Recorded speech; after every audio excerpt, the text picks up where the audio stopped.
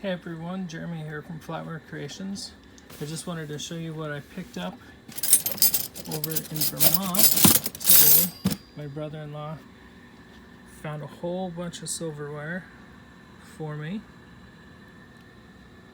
and I just started going through it, but this thing is about halfway full of, it looks like 90+% silver plate.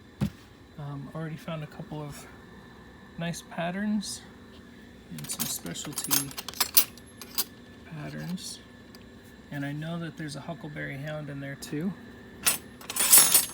These would make great little earrings. I just wanted to share real quick what I'll be working on for the next probably couple of hours.